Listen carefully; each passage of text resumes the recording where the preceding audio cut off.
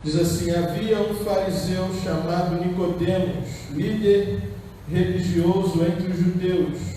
Certa noite veio falar com Jesus e disse: Rabi, todos nós sabemos que Deus enviou o Senhor para nos ensinar.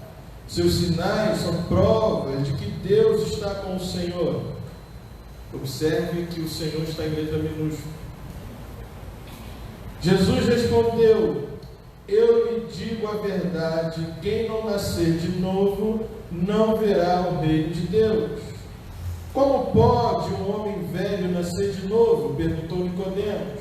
Acaso ele pode voltar ao ventre da mãe e nascer uma segunda vez? Jesus respondeu: eu lhe digo a verdade, ninguém pode entrar no reino de Deus sem nascer da água e do Espírito. Os seres humanos podem gerar apenas vida humana, mas o Espírito dá à luz vida espiritual. Portanto, não se surpreenda quando eu digo é necessário nascer de novo.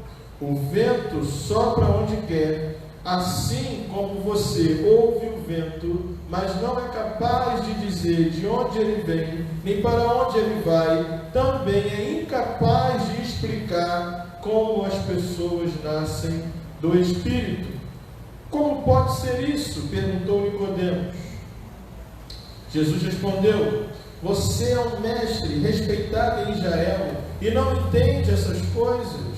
Eu lhe digo a verdade, falamos daquilo que sabemos e vimos, e no entanto vocês não creem em nosso testemunho. Se vocês não creem em mim quando falo de coisas terrenas, como crerão se eu falar de coisas celestiais? Ninguém jamais subiu ao céu, exceto aquele que de lá desceu, o Filho do Homem. E como Moisés, no deserto, levantou a serpente de bronze numa estaca, também é necessário que o Filho do Homem seja levantado, para que todo que nele crê tenha vida eterna. Porque Deus amou tanto o mundo, que deu seu Filho único, para que todo que nele crê não pereça, mas tenha vida eterna. Deus enviou seu Filho ao mundo, não para condenar o mundo, mas para salvá-lo por meio dele. Não há condenação alguma para quem crer nele, mas quem não crê nele já está condenado, por não crer no Filho único de Deus. E a condenação se baseia nisto: a luz de Deus veio ao mundo, mas as pessoas amaram mais a escuridão que a luz, porque seus atos eram maus.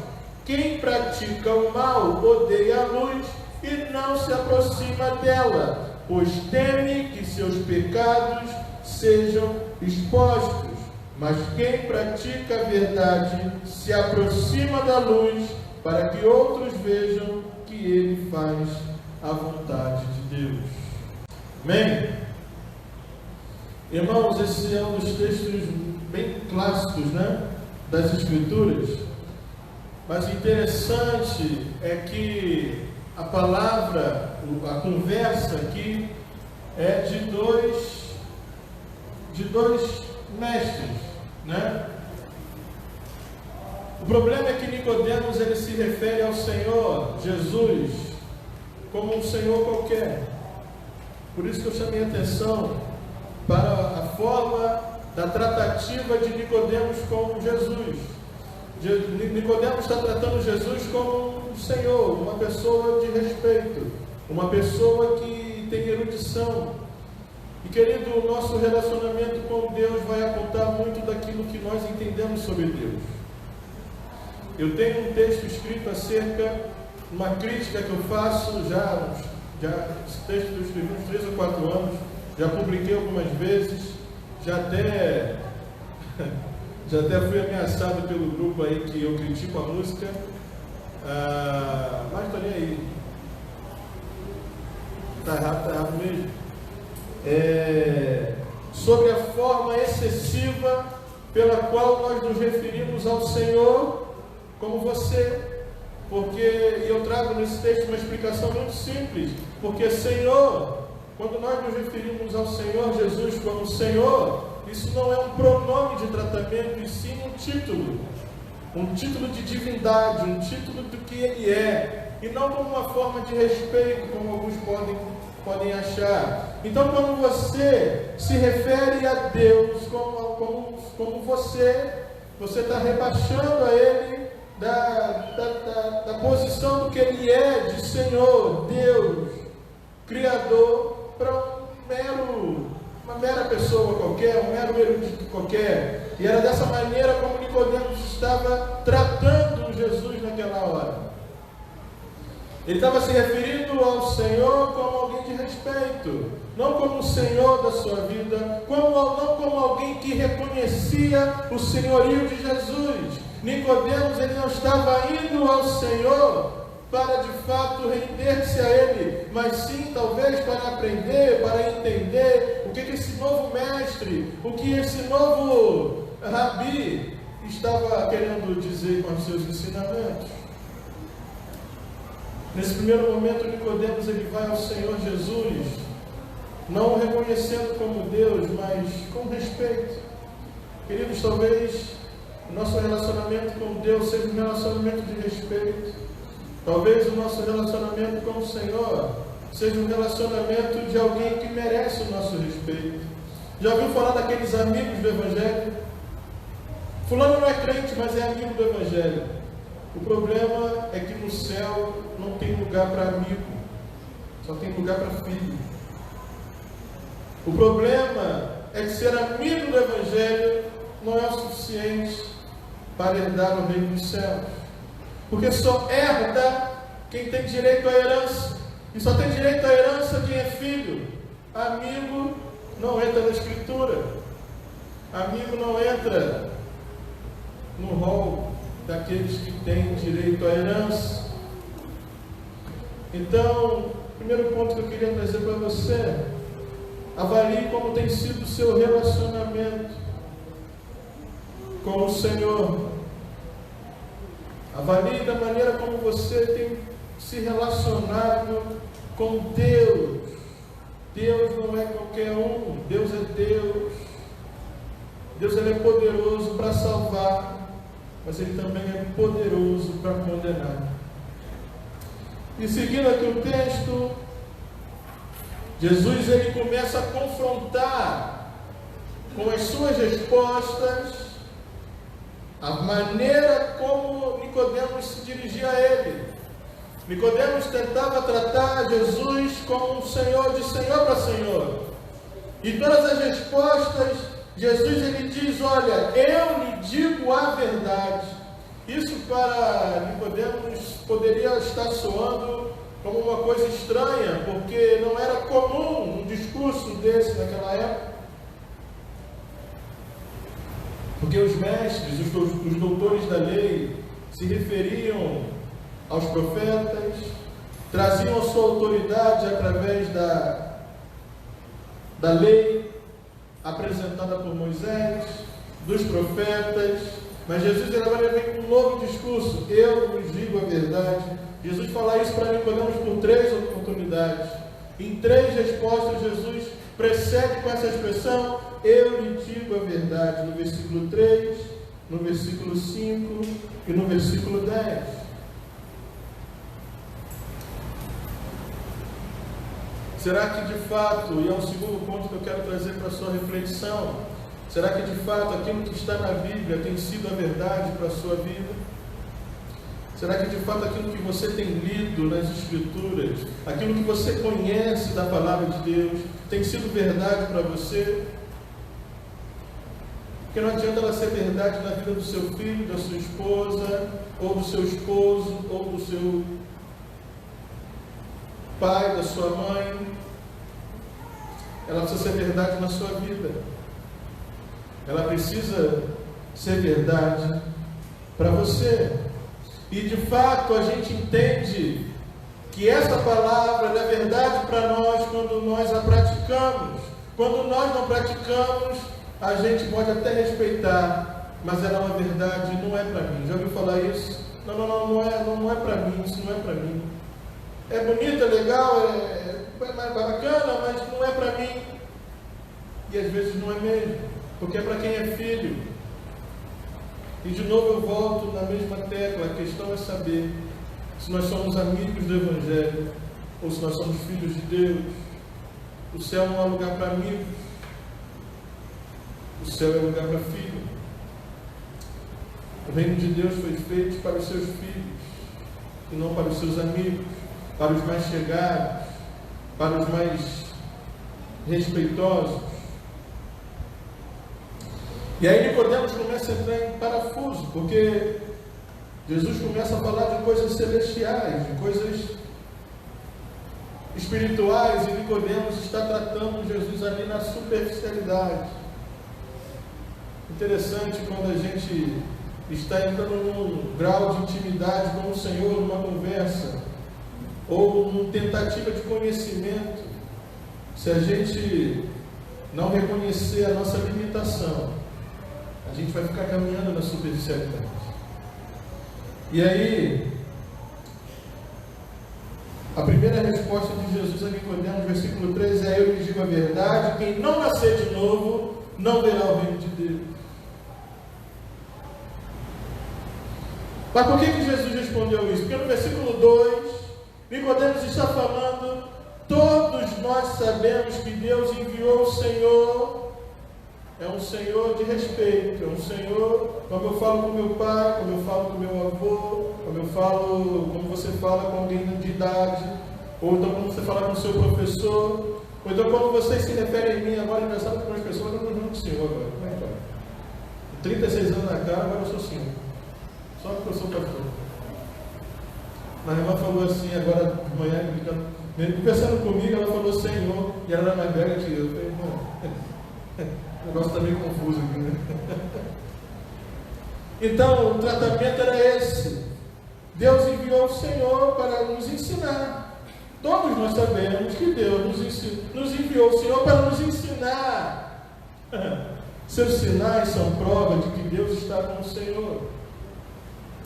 Veja que Nicodemos está tratando Jesus ali no Senhor, né? De Senhor para Senhor. O problema é que na primeira resposta, Jesus já dá a primeira chapuletada em Nicodemos. Eu lhe digo a verdade, quem não nascer de novo não verá o reino de Deus. Parece que Jesus está falando nada com nada, né? Nicodemos está falando assim: olha, nós sabemos que o Senhor Deus, que Deus enviou o Senhor para nos ensinar. Aí Jesus dá uma voadora, né? Vem do nada, igual um pombo doido. Eu lhe digo a verdade, quem não nascer de novo não verá o reino de Deus. Aí Nicodemos: ué, gente, o que está acontecendo aqui? Não falei nada disso. E aí, Nicodemos vai tentar entender essa resposta. Como pode um velho nascer de novo? Perguntou-lhe Nicodemos. Acaso ele pode voltar ao ventre da mãe e nascer uma segunda vez? Das duas, uma. Ou Nicodemos estava sendo sarcástico com Jesus, ou de fato ele estava nadando em ondas. E Jesus respondeu: eu lhe digo a verdade, ninguém pode entrar no reino de Deus sem nascer da água e do Espírito. Os seres humanos, Nicodemos, podem gerar apenas vida humana, mas o Espírito dá à luz a vida espiritual. Portanto, não se surpreenda quando eu digo: é necessário nascer de novo. Nicodemos, a sua mãe só pode dar luz a uma outra pessoa igual a você. Adianta, Nicodemos, você voltar ao ventre da sua mãe, porque os seres humanos, Nicodemos, só podem dar a luz a pessoas humanas, a seres humanos. Vocês não podem dar a luz a seres espirituais. O que eu estou dizendo para você, Nicodemos, é que quem não nascer do Espírito não pode herdar o reino de Deus. Porque o Espírito dá à luz vida espiritual. Precisamos nascer do Espírito. E nascer do Espírito está muito longe de qualquer outra coisa semelhante a alguma manifestação exterior de evidência de histeria espiritual, está muito longe disso. Nascer do Espírito é algo que não começa no homem. Jesus começa a trazer para Nicodemos o conceito de nascer do Espírito. Seres humanos só podem dar a luz a humanos. O que nasce do Espírito só pode ser gerado pelo Espírito. Então, participação humana não há nisso, Nicodemos. Não adianta você envolver a sua mãe, não adianta você começar a pensar em como voltar na ciência. Não é esse o caminho, Nicodemos. E o versículo 8, há uma confusão danada que às vezes algumas pessoas fazem, porque o que Jesus está fazendo aqui é uma ilustração. O vento sopra onde quer, assim como você. Jesus está falando, está conversando com Nicodemos. Assim como você ouve o vento, mas não é capaz de dizer de onde ele vem, nem para onde vai, também é incapaz de explicar como as pessoas nascem do Espírito. Jesus está dizendo que não precisa vir vento nenhum, não precisa vir, não é isso que Jesus está dizendo. Que eu já vi pessoas dizendo isso, né? Na verdade, Jesus está falando aqui uma ilustração, Nicodemos. Você ouve o vento, mas você não sabe de onde ele vem nem para onde ele vai. Você não consegue explicar isso. E isso é também uma pergunta para nós. Alguém consegue explicar de onde vem, para onde vai? Se for um vento de ventilador, você até sabe. Agora, se for um vento da natureza, ele vem de onde? Vai para onde? Você não sabe, você só ouve o vento. Jesus está dizendo, assim como você não consegue explicar a origem e o destino do vento, assim também é impossível explicar como é que se faz para nascer do Espírito. Então Jesus já começa a mostrar para Nicodemos que o negócio não é na esfera humana. O problema, queridos, é que nós queremos racionalizar a experiência de salvação. Nós queremos colocar no campo da teologia, tem uma área chamada teologia sistemática. Não é uma crítica o que eu vou falar à teologia sistemática, mas é uma observação interessante. Os teólogos, tentando de alguma maneira deixar mais fácil o entendimento da teologia, sistematizaram em tópicos, em temas. Aí você tem eclesiologia, você tem pneumatologia, você tem soteriologia, você tem um monte de ias, parece que são 9.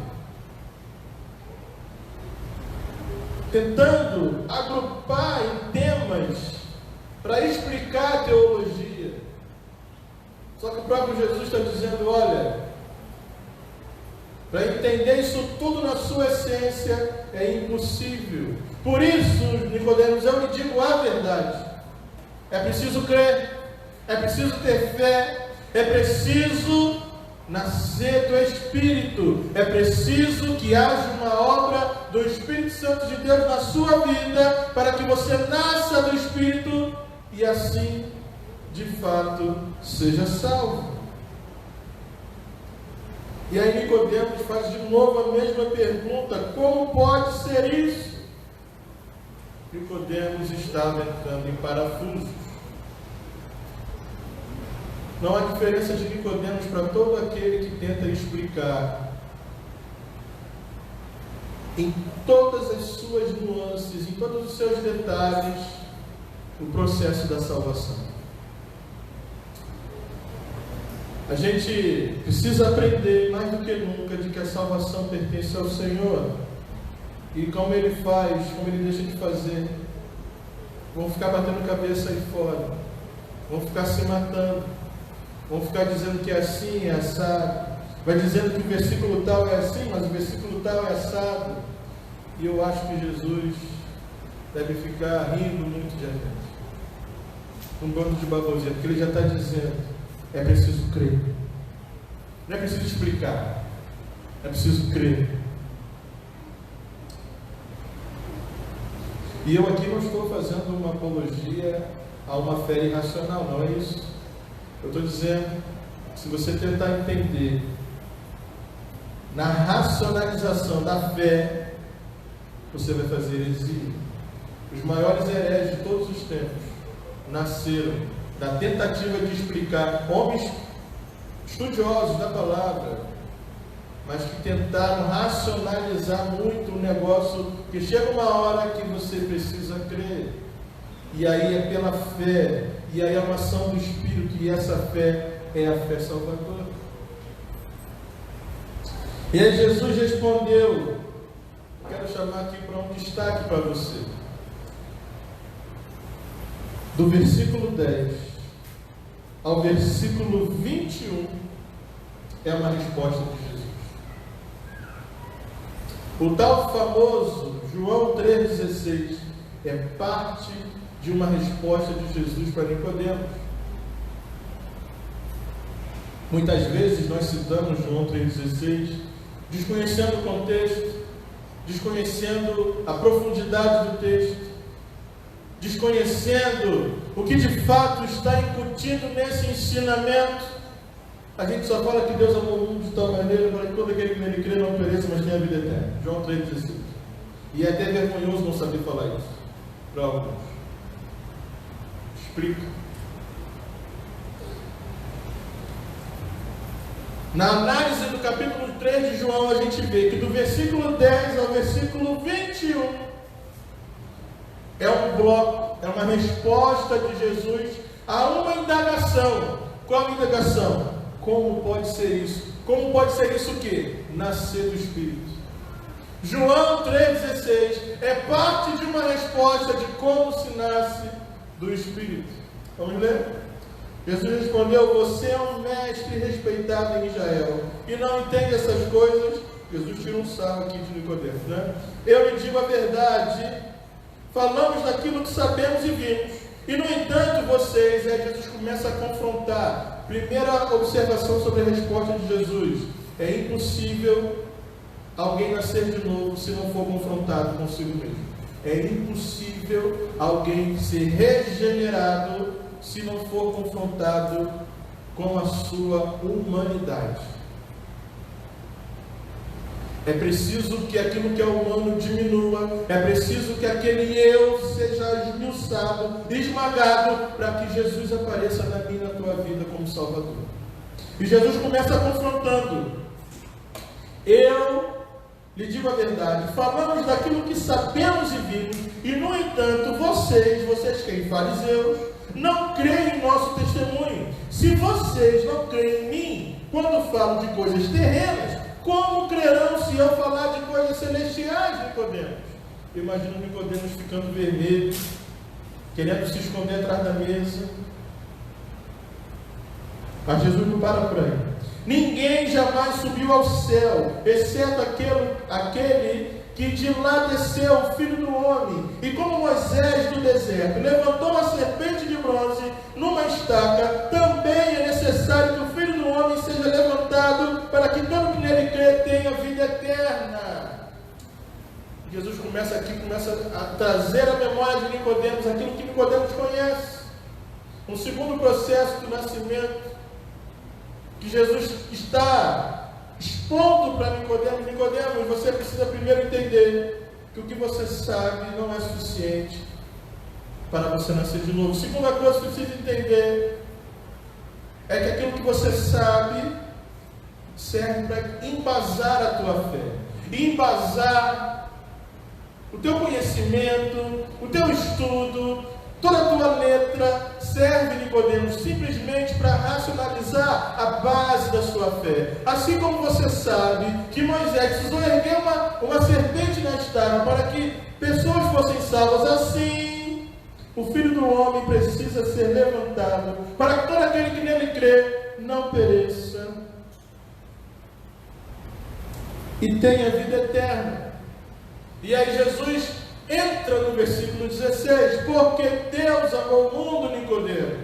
É por isso que o Filho do Homem precisa ser levantado, a semelhança da serpente levantada por Moisés, em que muitos foram salvos por ela, mas muitos outros condenados. Moisés a semelhança daquela serpente. É por isso que Deus amou o mundo de tal maneira que Ele deu seu Filho único, para que seja esta serpente, para que todo que nele crê não pereça, mas tenha vida eterna.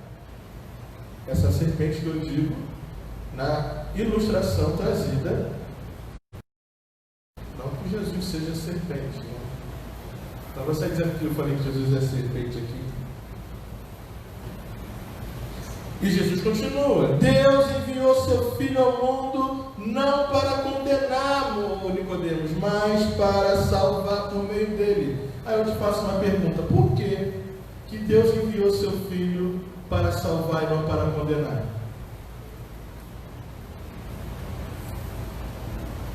Porque o mundo já estava condenado. Todos nós já estávamos condenados em Adão.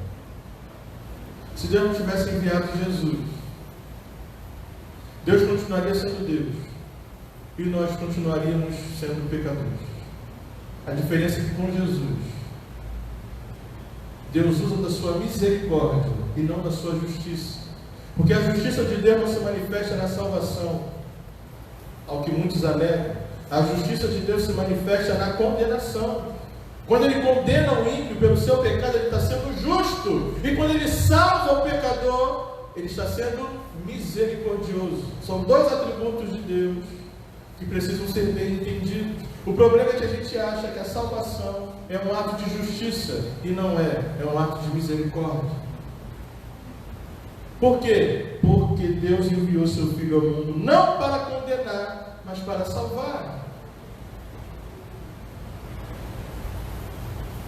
Não há condenação alguma para quem... Ainda é a resposta, tá? Não há condenação alguma para quem crê nele, mas quem não crê nele já está condenado. Já está, não muda. Jesus veio ao mundo para salvar quem crê, mas quem não crê já está condenado.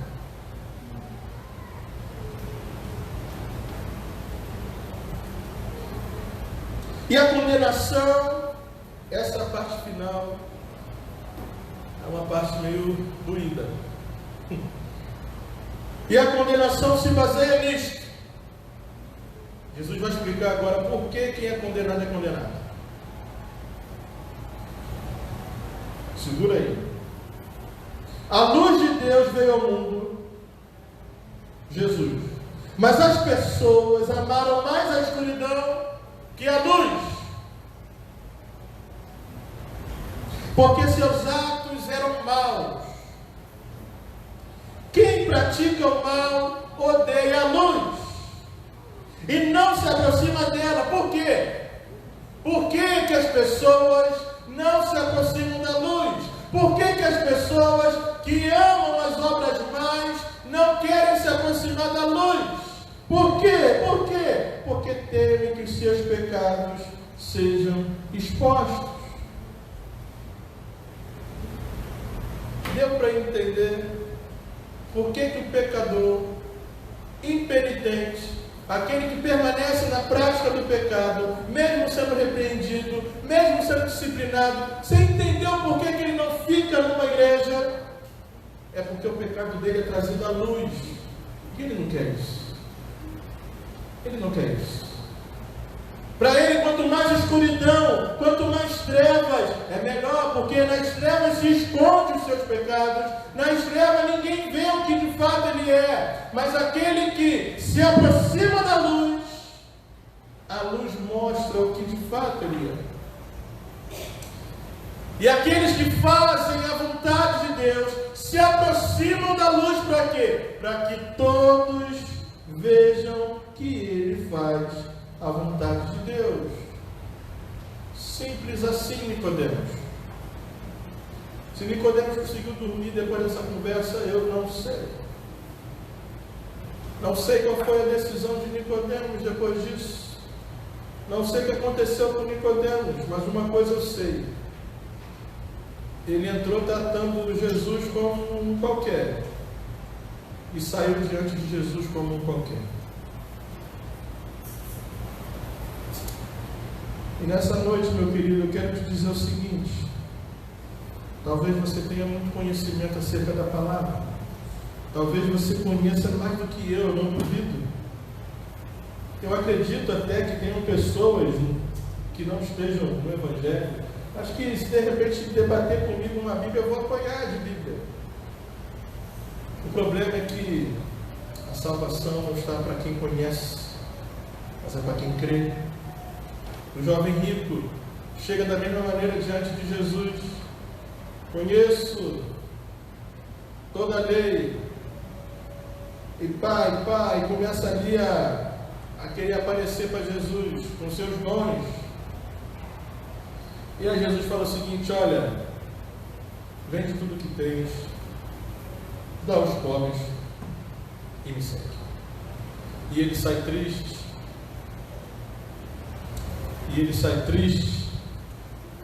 Porque ele era possuidor de muitos bens. Ao contrário de Zaqueu, Zaqueu é visitado por Jesus.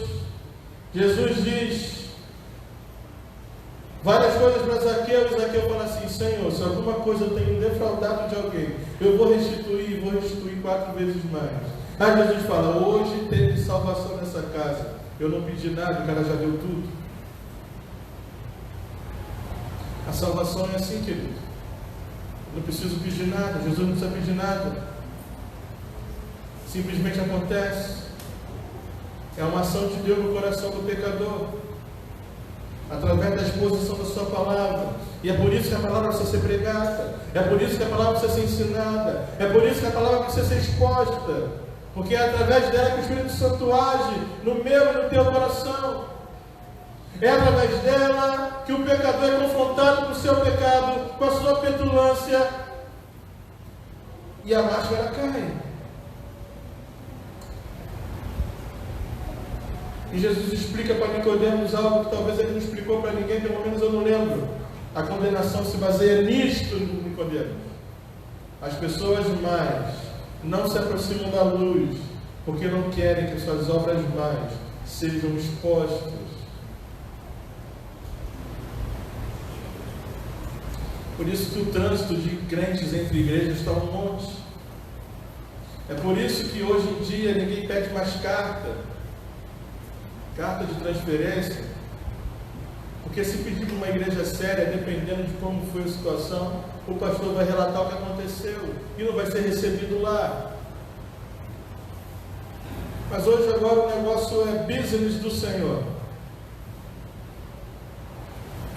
O problema é que muitas igrejas tratam os membros como números cifrados, como uma moeda corrente. Faz parte do mercado. E aí, de fato, é interessante permanecer no escuro. É interessante permanecer irrepreensível, deixa quietinho, não mexe nisso não. Que a palavra de Deus possa falar mais ao seu coração. Que o Espírito Santo possa confrontar você mais. Escolhemos a palavra para a salvação num culto onde só tem crente. Querido, eu ia falar sobre Jó.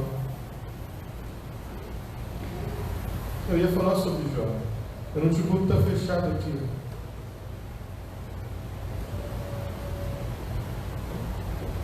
Deus mudou a agenda. Se Ele mudou a agenda, Ele sabe por que mudou. A minha oração, meu querido, é que você seja salvo pelo Senhor.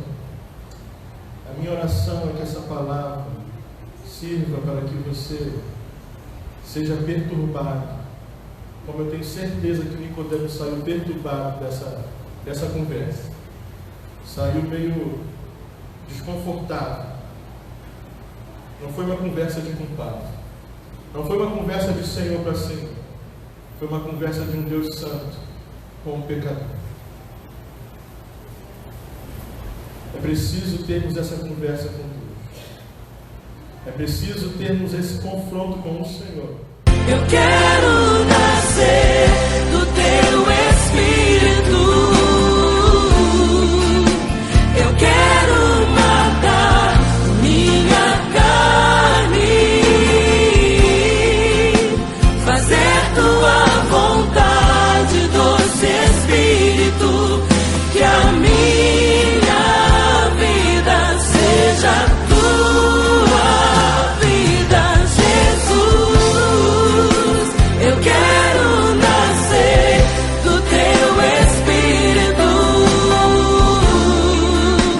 Eu quero